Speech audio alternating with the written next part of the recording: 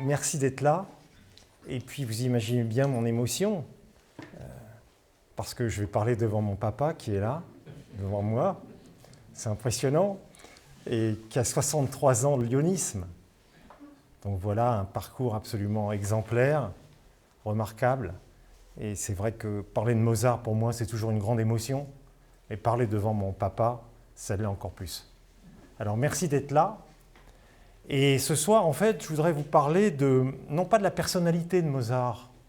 J'ai fait une conférence il n'y a pas très longtemps, le 12 octobre, là, à Nyon, qui est visible sur YouTube, si ça vous intéresse. J'aimerais vous parler ce soir du génie de Mozart. Parce que tout le monde sait, même ceux qui ne connaissent pas la musique, que Mozart était un grand génie. Il a probablement été, et même sûrement, parmi les 10 plus grands génies de l'histoire de l'humanité, toutes catégories confondues. Alors, il y a une anecdote très émouvante, Frédéric Chopin. Frédéric Chopin est mort à Paris en 1849. Il allait avoir 39 ans. Donc il est mort, en fait, 3 ans après Mozart. Mozart, lui, est mort à 36 ans. D'accord ? Et quelques heures avant sa mort, on a demandé à Frédéric Chopin, on lui a dit « Mais maître, vous voulez une dernière fois entendre un extrait de votre musique ?» Il a dit « Non, non, non, je veux entendre du Mozart. » Parce que Mozart, a-t-il dit, c'est l'unique. C'est le génie unique. Alors, il n'a pas été l'unique compositeur, vous imaginez bien, il y en a eu avant lui, et non des moindres, et il y en aura eu après lui. Mais il est unique dans le sens où, me semble-t-il, il a un génie incomparable. Et c'est ce qu'on va essayer ensemble ce soir. Boum. Ça, c'est pas du Mozart. Vous savez, c'est comment il s'appelait un grand scénariste russe qui disait ce qui est bien avec la musique de Mozart, c'est que le silence qui la suit, Sacha Guitry, il disait le silence qui suit Mozart, c'est encore du Mozart. Alors là, c'était pas du Mozart. Et donc, oui, Frédéric Chopin, si vous voulez, donc, vous voyez, il a cette idée que finalement, Mozart a été un génie, effectivement, qu'il a qualifié d'unique dans le sens incomparable. Et on va essayer de voir ensemble, justement, en quoi il était incomparable. Alors, il y a un autre grand génie, qui fait partie des 10, du top 10, dont faisait partie Mozart, qui s'appelait donc Albert Einstein. Albert Einstein, vous l'avez ici. Lui considérait, si vous voulez, que Mozart figurait parmi les plus grands génies de l'humanité parce que, disait-il, sa musique reflétait la sublimité de l'univers. Elle reflétait la beauté immense et sublime de l'univers. Et donc il le comptait, lui aussi, parmi les plus grands génies de l'humanité. Alors, vous imaginez bien que quand on s'appelle Wolfgang Amadé Mozart, parce qu'il ne s'est jamais appelé Amadeus, il a signé une fois Amadeus, mais il s'appelait Amadé Mozart, eh bien, on a conscience de son génie, on le serait à moindre. J'ai extrait 2 extraits de sa correspondance. Il a 21 ans, il est à Mannheim, il découvre la beauté et la virtuosité de l'orchestre de Mannheim, et on prend un peu de haut, les musiciens de Mannheim le prennent un peu de haut, et il a cette phrase absolument incroyable pour un jeune homme de 21 ans, il pense que parce que je suis petit, alors il faisait entre 1m52 et 1m55 à peu près, c'est ce qu'on estime, il était vraiment très petit. Il pense que parce que je suis petit et jeune, que rien de grand et de mûr ne peut être en moi, mais ils en feront bientôt l'expérience. Vous voyez, il est sûr qu'il va avoir un chemin de lumière et qu'il va figurer parmi les plus grands compositeurs. Autre phrase que j'ai exhumée également, alors 1 an après, en 1778, à son père, Léopold donc, « Je peux entreprendre et imiter tous les genres et tous les styles de composition. » Et effectivement, si on considère le génie unique, comme disait Chopin, de Mozart, c'est que c'est probablement le compositeur qui a excellé dans tous les genres. Vous voyez, par exemple, Beethoven, il a excellé dans la symphonie. À quel niveau ? Mais dans l'opéra, il a eu beaucoup de mal avec Fidelio, ça lui a valu beaucoup de peine, et il n'a composé qu'un seul opéra. Vous avez des compositeurs qui n'en ont composé que des opéras, comme Wagner, par exemple, et très peu de musique symphonique. Lui, on va le voir, il a excellé dans tous les genres. Et ça, c'est quelque chose d'absolument unique. Et non seulement il a excellé, mais il a hissé ces genres à un niveau de raffinement absolument unique, là aussi. Alors, ce que je vous propose ce soir, c'est au fond, c'est de se dire quels sont les piliers, quels sont les fondements du génie mozartien. Et j'aimerais ce soir, quand vous sortirez de cette salle, que vous puissiez effectivement avoir des idées plus claires sur le sujet et définir un peu mieux ce qui caractérise ce génie. Sur quoi repose ce génie? Et puis aussi, en fait, quels en sont les ingrédients, ce qu'on peut appeler les piliers. Alors, je vous propose tout de suite le plan. S'il fallait définir le génie de Mozart en 3 points, et c'est les 3 points qui vont m'occuper ce soir, eh bien, je dirais 1, précocité, parce qu'effectivement, on va le voir, il a commencé très très très jeune à composer. 2, rapidité. Et 3, diversité. Voilà les 3 points que je souhaite évoquer ce soir avec vous et qui vont être bien sûr, vous imaginez, illustrés musicalement. Alors d'abord, la précocité, mais avant de vous parler de la précocité, je voudrais quand même faire un petit rappel chronologique. La vie de Mozart, en fait, qui a été brève, 36 ans, il est mort dans la nuit du 5 au 6 décembre 1791. Il aurait eu 36 ans au mois de janvier. La vie de Mozart, effectivement, a été, me semble-t-il, séquencée en 3 épisodes fondamentaux. Le premier épisode, c'est l'enfant prodige. Bon, vous connaissez tous cette histoire de cet enfant qui va de cour en cour, qui est reçu par les plus grands monarques et qui joue parfois au clavecin. On lui met un tissu, vous voyez, sur les mains, et il continuait à jouer parfaitement avec le tissu donc, sur le clavier.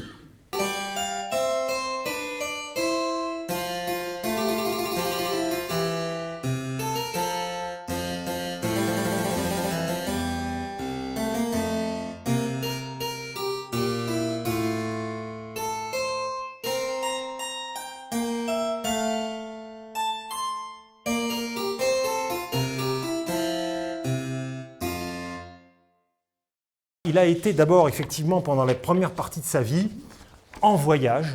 Il faut savoir que Mozart a voyagé à peu près 30%, 1/3 de son existence.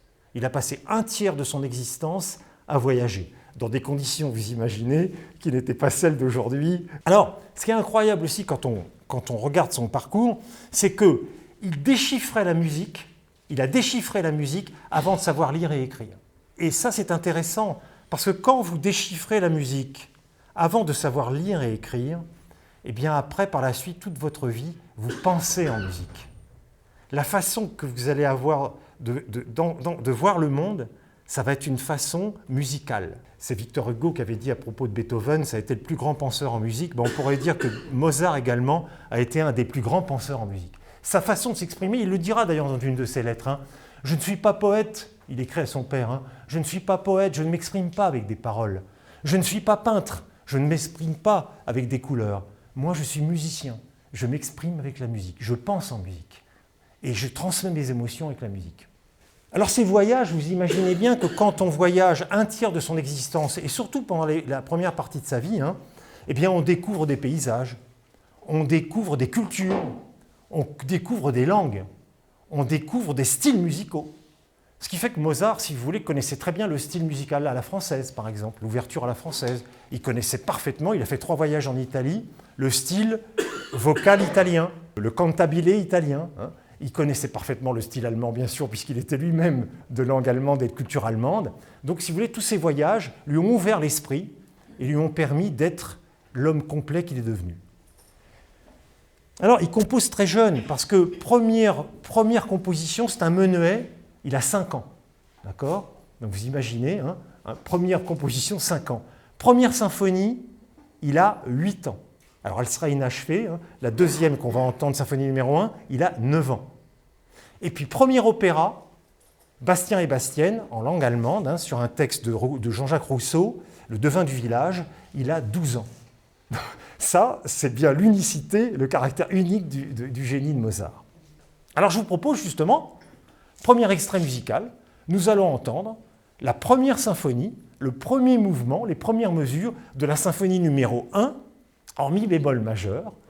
Et vous allez voir, c'est une symphonie déjà où il fait preuve d'une grande maîtrise. Vous avez un premier thème rythmique, assez rapide, assez puissant, et puis un deuxième thème lyrique, plus doux, plus tendre. On sent là l'influence de ses prédécesseurs, et notamment d'un des fils de Jean-Sébastien Bach qu'il avait rencontré à Londres, qui s'appelait Johann Christian Bach. Et bien entendu, vous imaginez que quand on a 8 ou 9 ans, on n'est pas encore complètement autonome dans sa pensée musicale. On subit l'influence de ses prédécesseurs, mais on sent déjà là le génie qui pointe.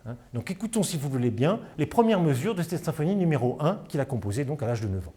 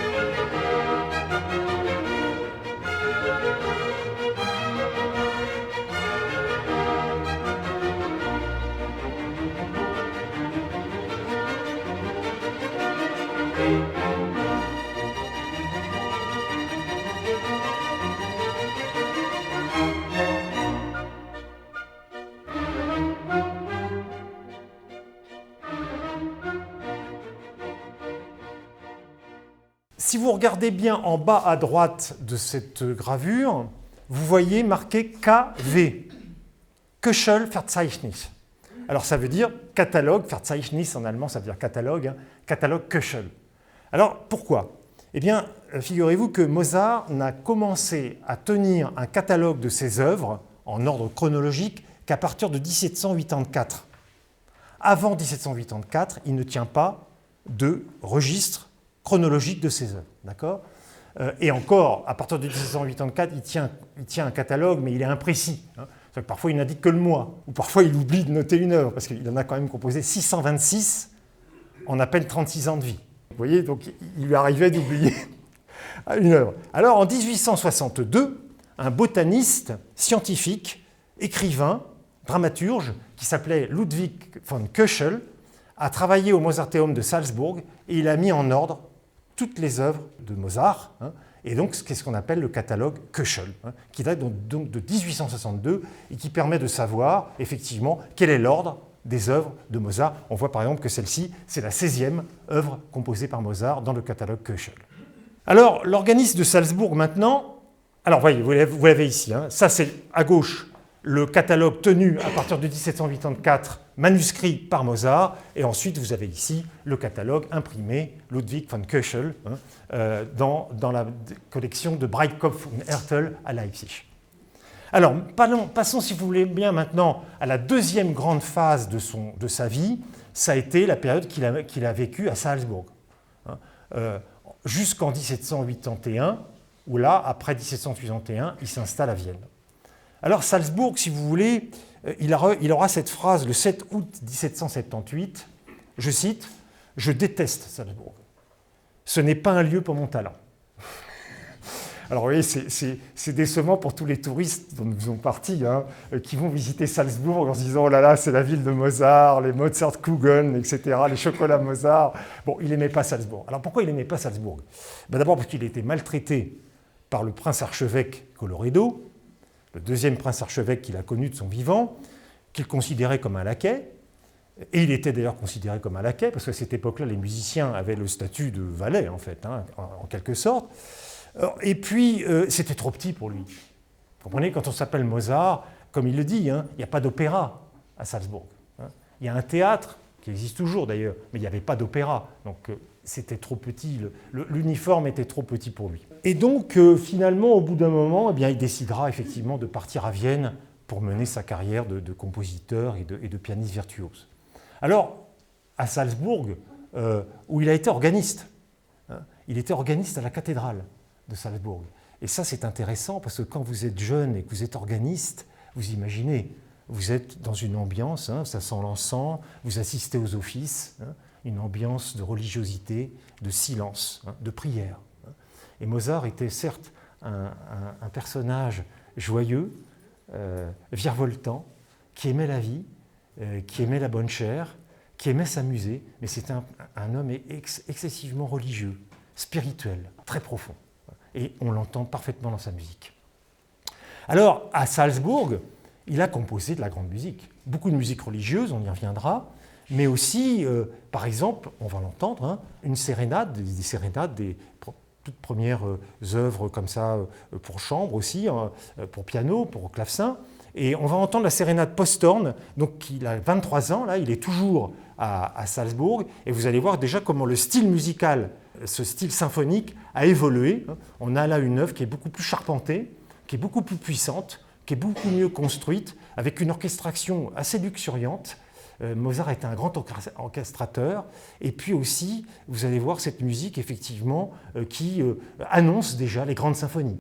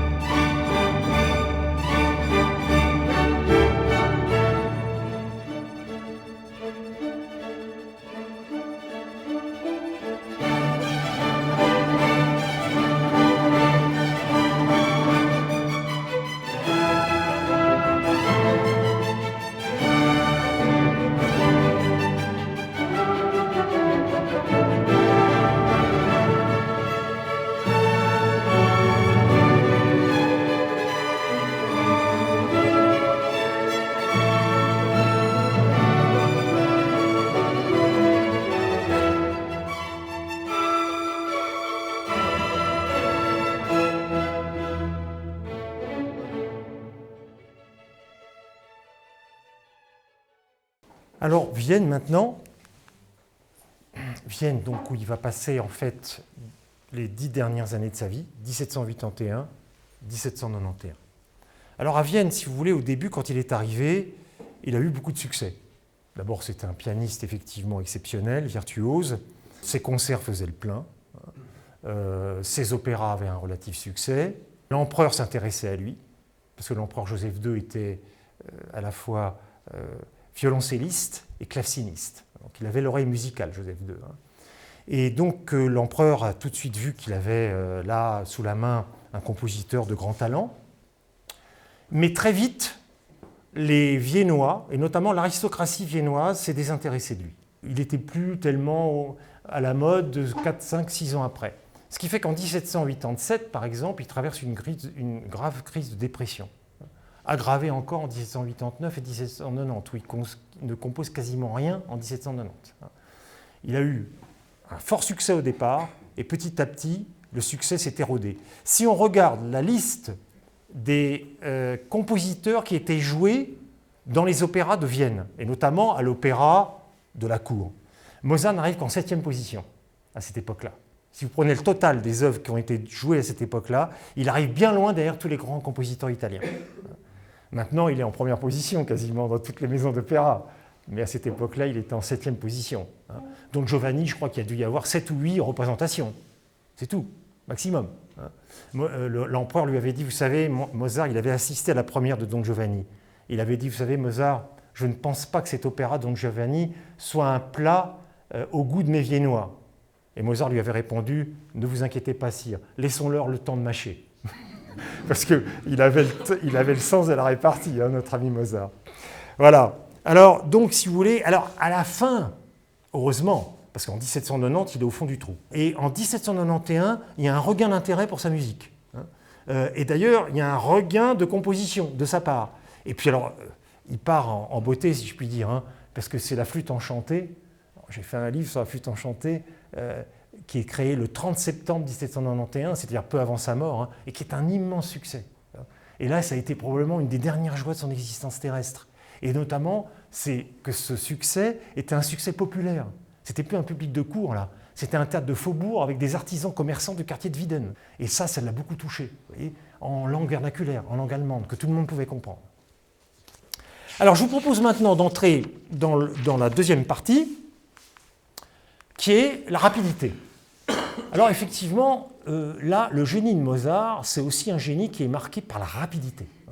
Une rapidité qui se décline en plusieurs points, une rapidité de concentration, mais aussi une rapidité d'exécution et une rapidité de mémoire.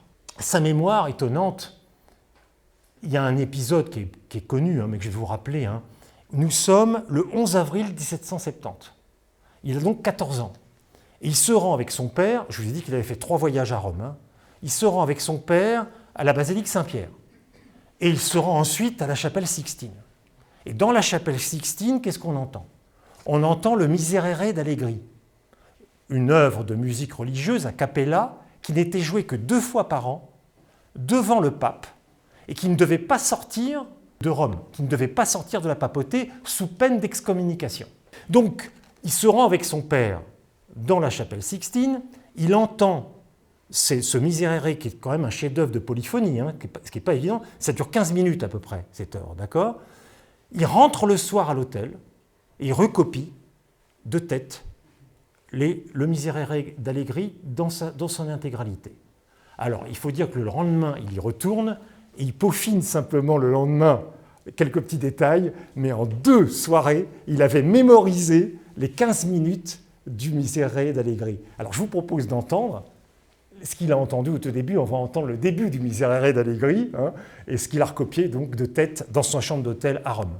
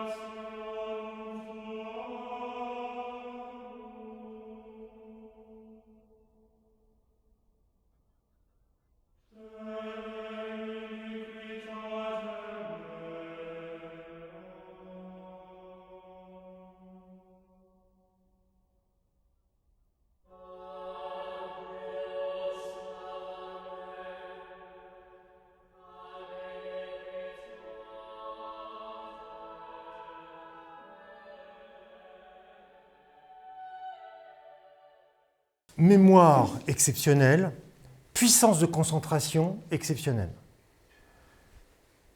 Il compose la symphonie 36 Linz, une des plus longues qu'il ait jamais composées, en 3 jours. Il arrive, il fait le voyage entre Salzbourg et Vienne, il s'arrête à Linz, et le prince local lui dit « Dis donc, mon cher Mozart, vous n'auriez pas dans vos mallettes par hasard une symphonie, non ?» qui traînerait. Mozart dit « Non, je suis désolé, je n'ai pas de symphonie sur moi. Vous ne pourriez pas m'en composer une ?» Ok.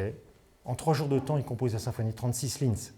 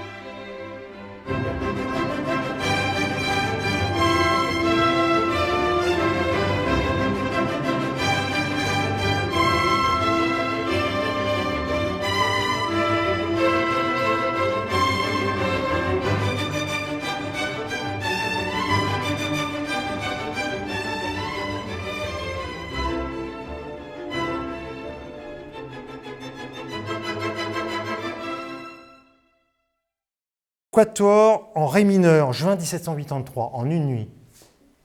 Et puis, l'ouverture de Don Giovanni. Nous sommes donc à Prague en octobre 1787. Nous sommes la veille de la Générale. Et la veille de la Générale, Mozart n'a toujours pas composé l'ouverture de Don Giovanni. Alors il y a quand même là urgence maintenant. On s'inquiète dans son entourage. On se dit, mais qu'est-ce qui va se passer? Est-ce qu'il va y arriver? Alors, vers minuit, Constance lui dit, écoute, mon cher Wolfie, Wolfer, il va falloir que tu te mettes au travail. Je vais te servir un bon verre de punch, d'accord? Et je vais te raconter des histoires. Je vais te raconter la lampe d'Aladin. Je vais te raconter l'histoire de Cendrillon. Donc ça le fait rigoler, parce qu'il ne fallait pas qu'il s'endorme. Il ne fallait pas qu'il dorme. Il fallait qu'il aille au bout de l'ouverture de Don Giovanni. Et donc Mozart se met au travail et compose, tenez-vous bien, en une nuit, l'ouverture de Don Giovanni. Ça, c'est assez exceptionnel. Une ouverture en plus qui est particulièrement élaborée, structurée, qui commence effectivement en ré mineur, qui est une tonalité sombre, tragique, tourmentée chez Mozart. Mozart avait perdu son père en mai 1787. Nous sommes au mois d'octobre 1787. Donc vous imaginez bien que cet opéra qui commence, on va le voir, par la présence très forte de la mort, probablement que là, le lien a été fait entre ce décès terrible de son père et puis cet opéra Don Giovanni. Donc je vous propose effectivement d'entendre ce que Mozart, le début de cette ouverture, que Mozart a composé en une nuit, et qui commence par des accords sombres, puissants, tragiques, en ré mineur. C'est le thème du commandeur, qui reviendra pendant le repas, pendant le banquet, à l'extrême fin de l'œuvre, au moment où le commandeur lui dit « Écoute, il va falloir que tu te repentes, que tu regrettes ce que tu as fait. » Donc j'avais dit « Non, moi je ne regrette pas ce que j'ai fait. Je vais au bout de ce que je fais, de ce que j'entreprends. » Et donc il disparaît, brûlé par les flammes de l'enfer. Voilà, écoutons, si vous voulez bien, donc, le début de l'ouverture de Don Giovanni dans la version Karajan, Wiener Philharmoniker de 1950. On voit ici Wolfgang avec sa femme Constance, qui lui raconte des histoires pendant la nuit.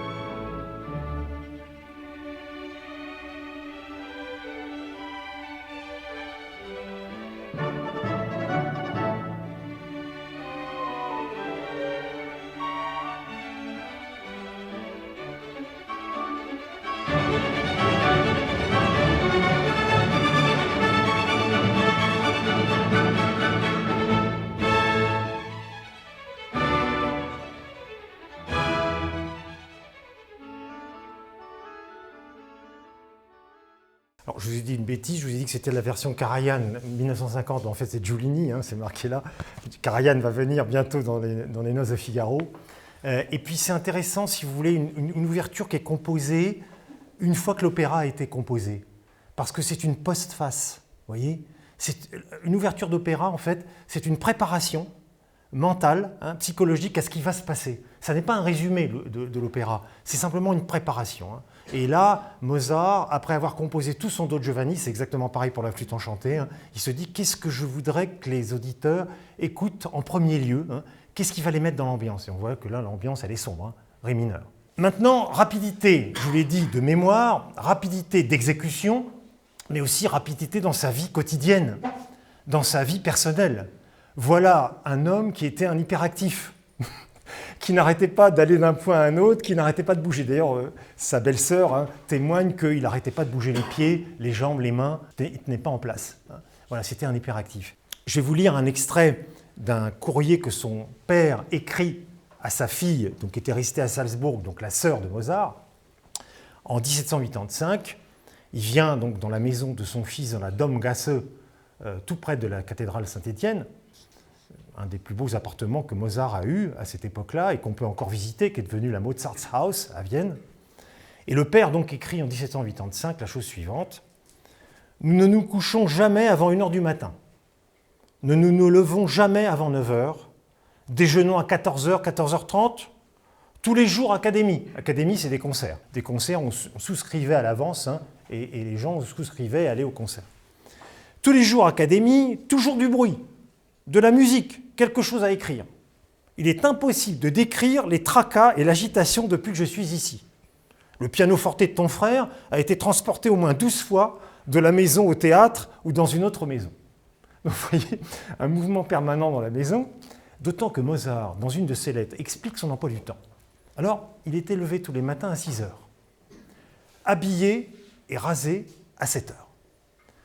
Ensuite, il prenait son cheval, parce qu'il a eu un cheval jusqu'en 1791, et il faisait 1 heure de cheval dans les jardins publics de Vienne, pour faire un peu d'exercice. Après, le matin, il déjeunait, et il avait en général 2, 3, 4 élèves. Il donnait des leçons de piano. D'accord ? Après, il allait déjeuner, on le voit ici déjeuner, 14h, 14h30. Après, il donnait des concerts chez des aristocrates ici ou là. Après, il fallait quand même qu'il réponde aux éditeurs, vous voyez, le courrier, etc.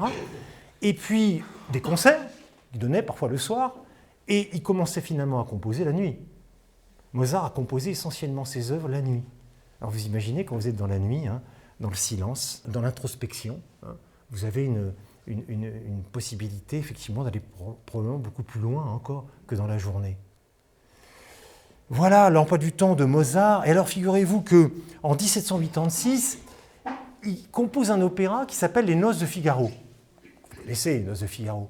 Mais le sous-titre des Noces de Figaro, c'est La folle journée. C'est Les Noces de Figaro ou La folle journée. Et bien, la journée de Mozart, c'était une folle journée. Hein. Et donc, pour illustrer ce côté un peu, si vous voulez, ce mouvement brownien de son quotidien, j'ai fait un petit montage avec mon caméraman, vous allez voir, on va le voir, se brosser les dents et tout ça, et on entend le début de l'ouverture des Noces de Figaro, parce qu'effectivement, la journée de Mozart, c'était bien une folle journée aussi, comme celle des Noces de Figaro.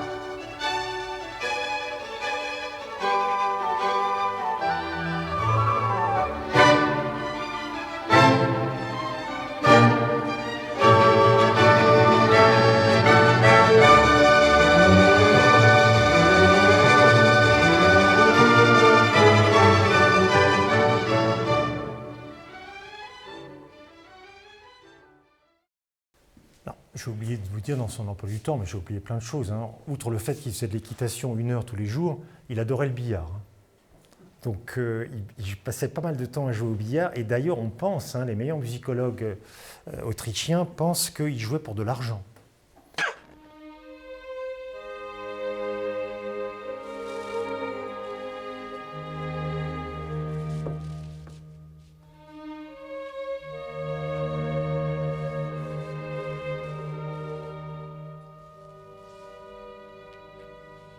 Et qu'il aimait se confronter aux meilleurs joueurs de billard de l'époque et qu'il a donc dû perdre beaucoup d'argent à ce petit jeu, c'est le cas de le dire.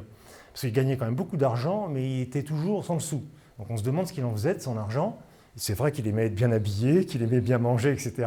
Mais probablement qu'il a perdu de l'argent au billard. Et puis aussi, j'ai oublié de vous dire une chose, c'est qu'il passait quand même un petit peu de temps dans les loges maçonniques. Et qu'il passait beaucoup de temps aussi à dialoguer avec les plus grands intellectuels viennois. Donc tout ça, c'était aussi du temps. Vous voyez, la folle journée, hein, comme les Noces de Figaro, tout se passe en une journée. L'ouverture est très rapide, hein, c'est presto, hein, prestissimo. Hein, tout est très condensé, tout est très rapide, hein, comme dans la journée de Mozart. Alors, diversité maintenant, si vous le voulez bien. Donc la troisième et dernière partie, avant la conclusion. Bien, diversité, oui. Diversité de styles musicaux.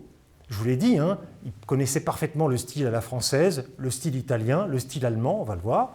Diversité de genres aussi, hein, de genres musicaux. Et puis aussi, ce qui le caractérise, me semble-t-il, c'est diversité d'humeur. Mozart est quelqu'un qui, très facilement et très vite, passe d'une humeur à une autre. Il a une humeur changeante, et on va le voir. Alors d'abord, diversité de styles. À l'époque de Mozart, il y a plusieurs styles. Le style galant. Alors le style galant, c'est le style, si vous voulez, du premier tiers, première moitié du XVIIIe siècle. C'est un style qui cherche plutôt à plaire, hein, à divertir. C'est plutôt basé sur la mélodie, voyez. C'est quelque chose d'accessible, quelque chose d'assez facile. Hein. C'est un style musical, et Mozart a beaucoup composé dans le style galant. Hein. Il a composé par exemple de la musique de danse, puisqu'il était compositeur de la cour, hein, et il a composé par exemple beaucoup de musique de danse pour la cour. Donc ça, c'est le style galant. Et puis, vous avez aussi ce qu'on appelle le style classique. Alors le style classique, c'est un petit niveau au-dessus, vous voyez. C'est quelque chose qui est basé sur l'équilibre, sur la beauté, sur la construction, sur l'architecture. Alors, le maître du style classique, hein, c'était son ami Joseph Haydn. Joseph Haydn qui a hissé le genre du quatuor à cordes, 60 quatuors à cordes à un niveau exceptionnel, 106 symphonies, hein, qui sont elles aussi exceptionnelles. Donc le style classique, si vous voulez, c'est rigoureux. Vous voyez, hein, c'est beau, c'est équilibré, mais c'est rigoureux. D'accord ? Et puis ensuite, vous avez un autre style qui est le style sérieux, le style sévère. Alors là, le grand maître du style sérieux et du style sévère, ça a été bien entendu Johann Sebastian Bach. Et là, le style sévère, c'est quoi ? Mozart a découvert d'ailleurs Jean-Sébastien Bach en 1782 à Vienne. C'est la fugue, c'est le contrepoint. C'est une musique extrêmement élaborée, extrêmement sophistiquée, basée, la fugue, vous voyez, par exemple, ce sont des voix qui se superposent les unes aux autres, toujours dans le sens de la hauteur. Donc c'est un alliage assez subtil de musique, et c'est pour ça qu'on a parlé du style sévère. Et Mozart, si vous voulez, excellera aussi bien dans le style galant, dans le style classique, que dans le style sévère. Par exemple, dans l'ouverture de la flûte enchantée, vous avez 3 accords, un adagio, et ensuite vous avez une fugue, un fugato, dans le style de Jean-Sébastien Bach. Donc, vous voyez, il fera une synthèse de tous ces styles. Et puis, bien sûr aussi, Mozart excellera également dans ce qu'on pourrait appeler déjà le pré-romantisme ou le romantisme. Et qu'est-ce que c'est que le style romantique ? Eh bien, c'est le compositeur qui parle à la première personne. C'est l'expression du sentiment. Voyez ? Ce que les classiques n'osaient pas faire trop, hein, par pudeur. Mais les romantiques, eux, expriment leurs sentiments. Hein. Il y a de la profondeur. Eh bien, Mozart a été probablement, effectivement, comme dit Jean-Victor Ocard, hein, il a écrit de la musique largement aussi poignante que bien des romantiques. Et c'est une image qu'on n'a pas beaucoup de Mozart. Eh bien, je vous propose d'écouter la fantaisie pour piano qu'il a composée en 1782, où là, effectivement, on a un Mozart très romantique.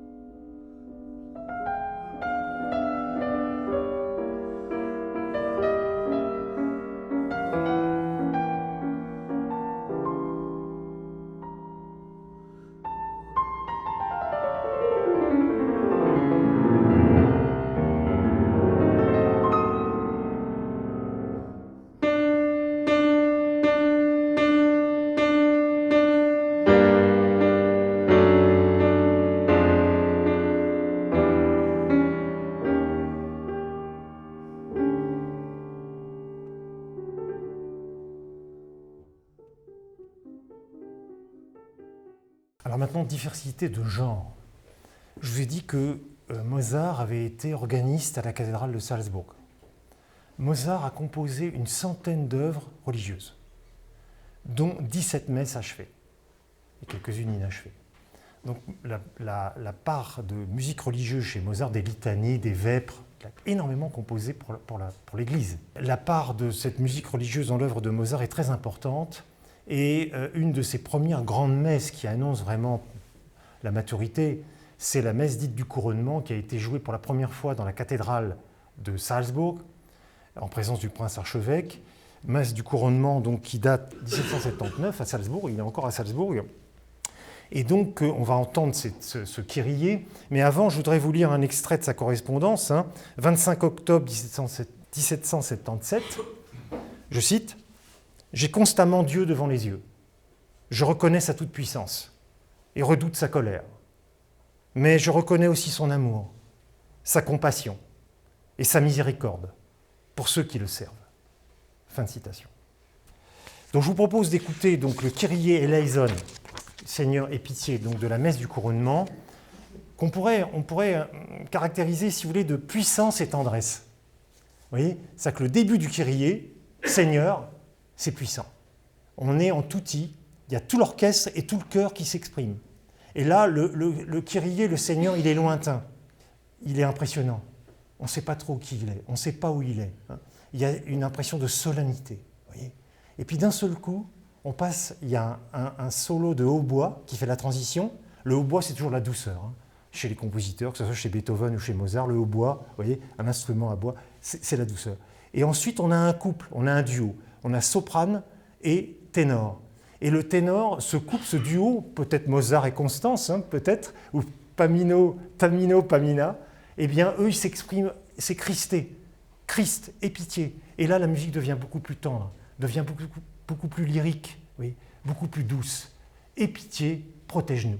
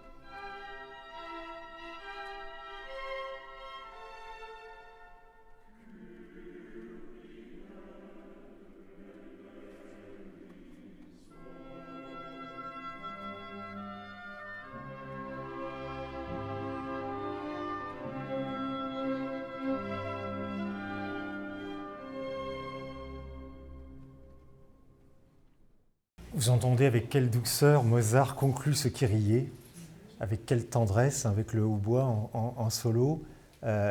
Mozart est serein, hein. Il a confiance. Il a confiance en Dieu, il a confiance en l'humanité, il a confiance en l'homme. Alors les symphonies, on vient d'avoir, je vous ai dit qu'il avait excellé dans tous les genres, donc le genre religieux, on en a un petit échantillon ici, magnifique. Après il y aura la messe en ut, hein, la messe solennelle en ut, inachevée, mais voilà, une grande œuvre religieuse. Et alors dans la symphonie, il a fait moins que Haydn, enfin Haydn a vécu beaucoup plus vieux que lui, hein, donc il a fait 106 symphonies, lui il en a fait 41, il y en aura eu une cinquantaine, mais il y en a une petite dizaine qui ont disparu. On ne sait pas trop comment, mais il en aurait composé une cinquantaine. Donc 41 symphonies au catalogue. Je vous propose d'écouter par exemple un extrait de la 35e symphonie, dite Hafner. Donc Mozart met en marge de la partition avec beaucoup de feu, allegro con spirito, parce que l'image qu'on a de Mozart, effectivement, c'est l'image d'une musique assez galante, assez agréable, assez divertissante, mais Mozart peut être extrêmement puissant, il peut être viril, il peut y avoir de la véhémence dans sa musique, et là on voit dans cette musique par exemple beaucoup de rythme, beaucoup de vie, beaucoup de puissance.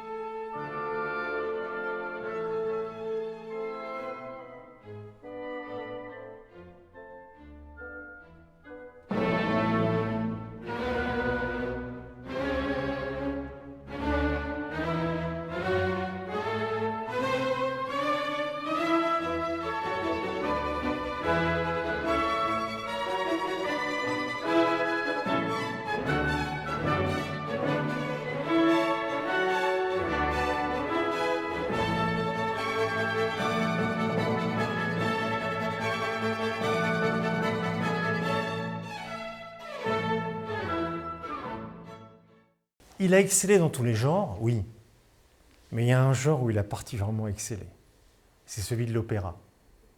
Parce qu'il a été probablement le compositeur qui a su, avec le plus de subtilité, se nicher au plus profond de la psychologie de chacun de ses personnages pour exprimer ce que Jean-Victor Recart appelle l'action intérieure. Dans un opéra, vous avez une histoire. Vous avez un prince qui tombe amoureux d'une princesse, etc., etc. Ça, c'est l'action extérieure. Mais ce qui intéresse Mozart, c'est l'histoire, bien sûr, mais c'est surtout ce que pense chacun de ces personnages.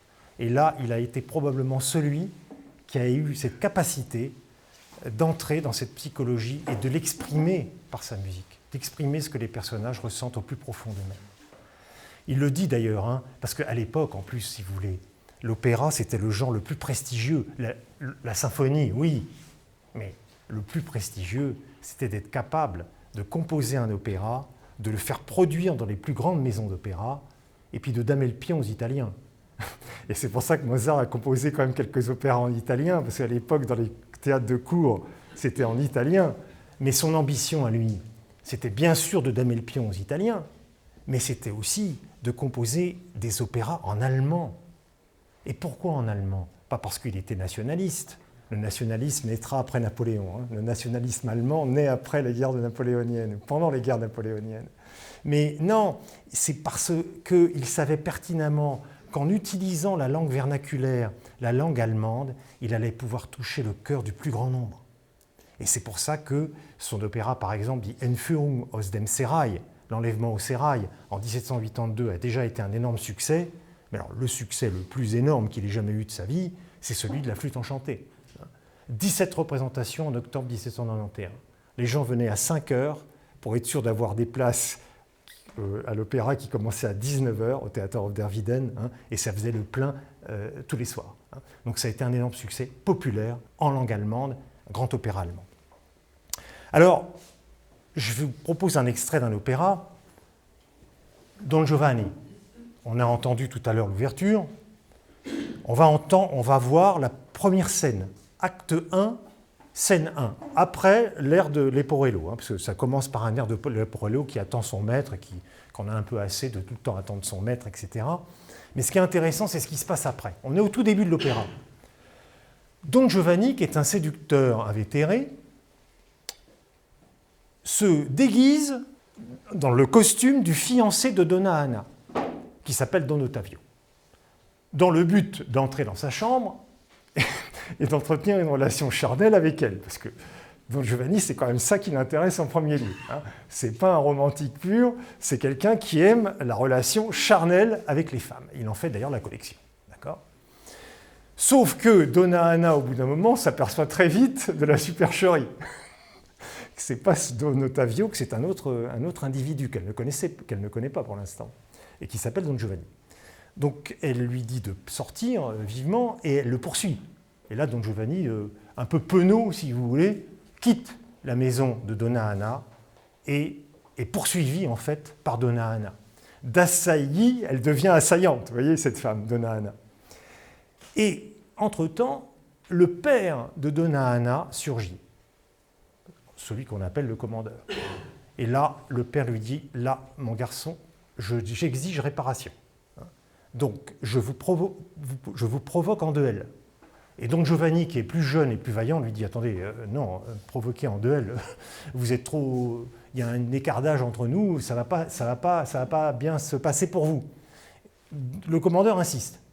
Et donc Giovanni se bat en duel avec le commandeur, avec donc le père de Donna Anna, et tue le commandeur. Donc cet opéra, si vous voulez, c'est un opéra d'amour et de mort. La mort est présente dès les premières minutes. Et d'ailleurs, ce commandeur que Don Giovanni va tuer dès les premières minutes, ce commandeur reviendra lors d'un souper de Don Giovanni, et c'est lui qui dira « repens-toi hein. ». Don Giovanni ne se repent pas, et donc il disparaîtra dans les flammes de l'enfer. Donc cet opéra est un opéra tendu, tragique, sombre, et je vous propose donc cette première scène qui est très serrée, très rapide. Il y a une grande économie de moyens, tout est dit, c'est très cinématographique. Donc je vous propose par exemple les versions de Joseph Losey avec effectivement Ruggiero Raimondi dans le rôle de Don Giovanni, un personnage absolument sublime. Mozart ne juge pas Don Giovanni. Il se garderait bien de juger ses personnages parce que Don Giovanni est séduisant, il est beau, il est courageux, il va au bout de ses projets, il défie la mort. Donc il ne le juge pas, il constate simplement son échec.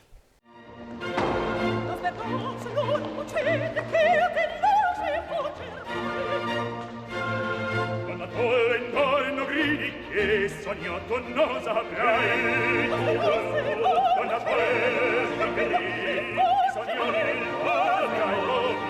non saprai Che trema il mio colore Sponziata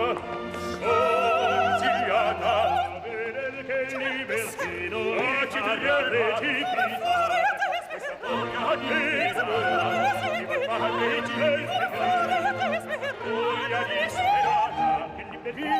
Questa poca di Padre di spontiata,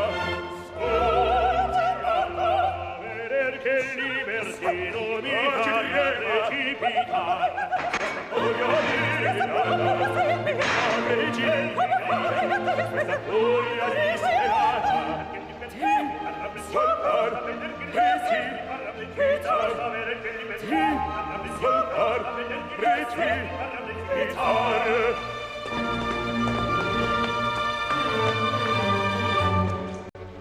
Lascia l'indegno, battiti meco, non mi degno, di pugnardeo si pretende, averci, o te sia almeno, dico a parlo, si pretende da me, o te sia almeno, dico a partire,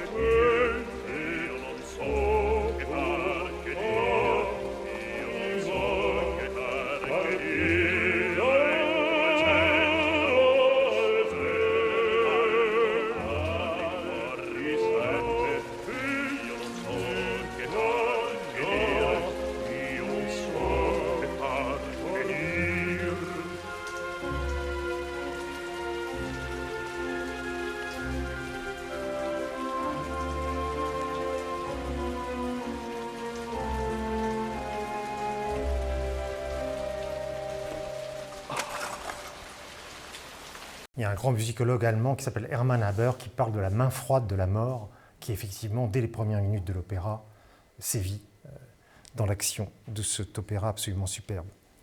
Alors, diversité d'humeur maintenant. Effectivement, je vous l'ai dit, Mozart est quelqu'un qui alterne les humeurs. Il est très joyeux parfois et très sombre parfois. C'est sa personnalité, un peu bipolaire, et donc on le ressent parfaitement dans sa musique. Alors j'ai fait un schéma, en fait.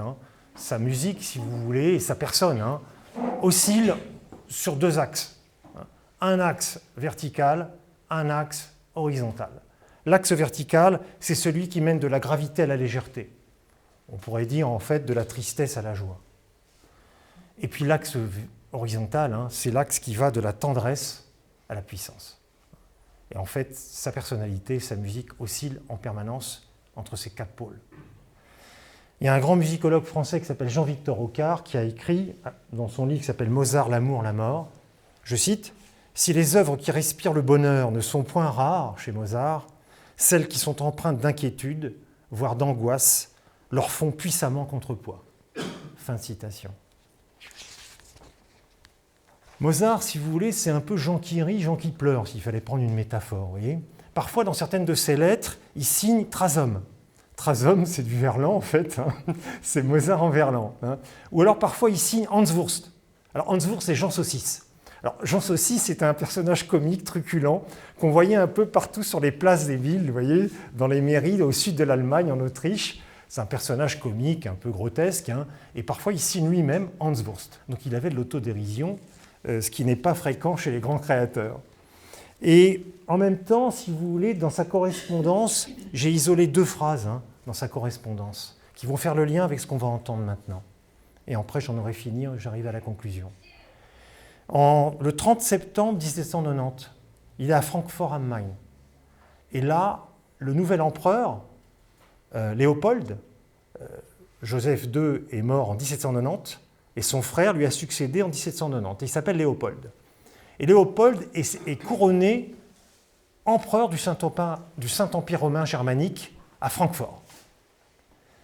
Et il invite des compositeurs, il invite des musiciens, il n'invite pas Mozart. Mozart n'est pas invité à Francfort am Main au moment où Léopold est couronné empereur du Saint-Empire romain germanique.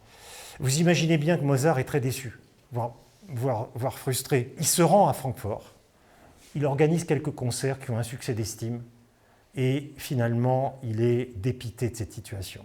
Il écrit à sa femme « Tout est froid pour moi, d'un froid de glace ». Autre lettre en 1791, au milieu de l'année 1791, il écrit à sa femme « Je ressens une impression de vide qui ne s'arrête jamais ».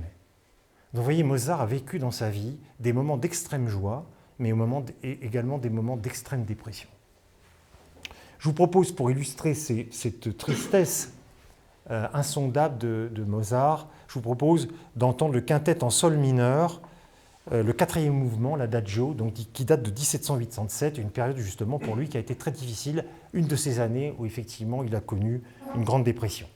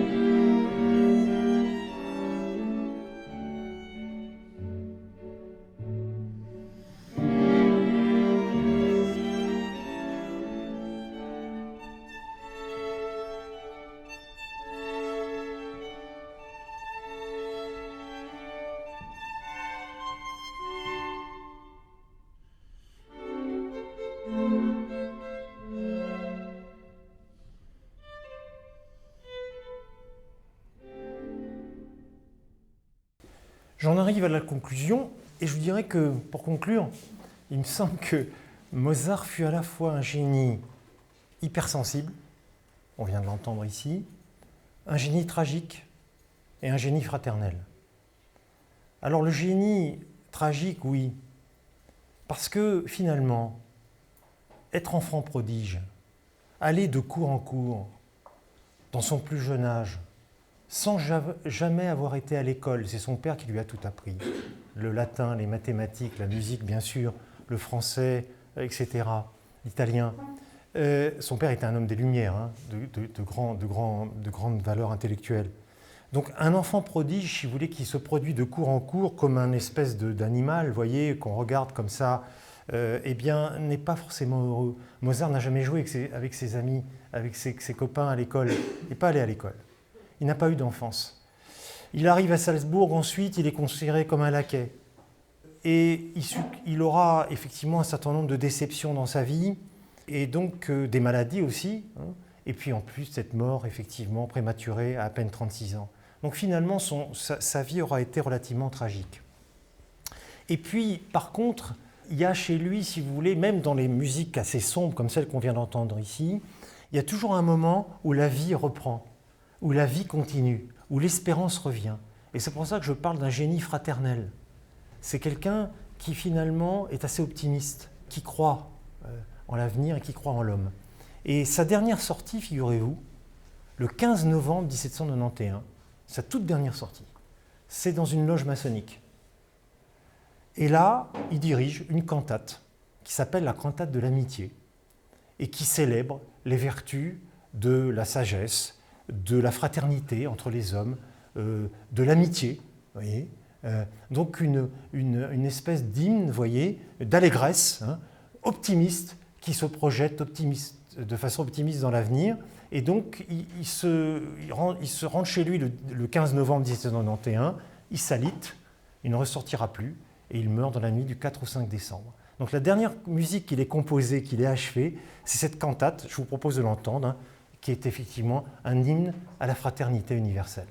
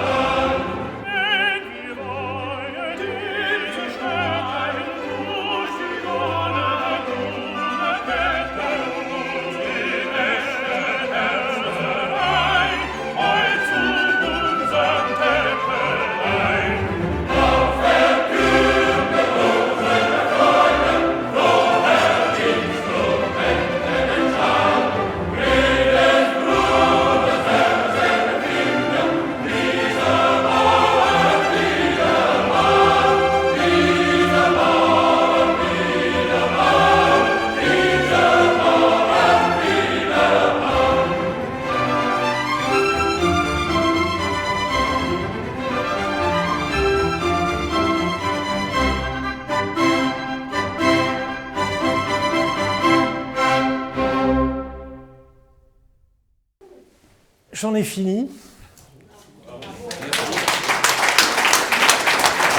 C'est timing. Merci. Merci.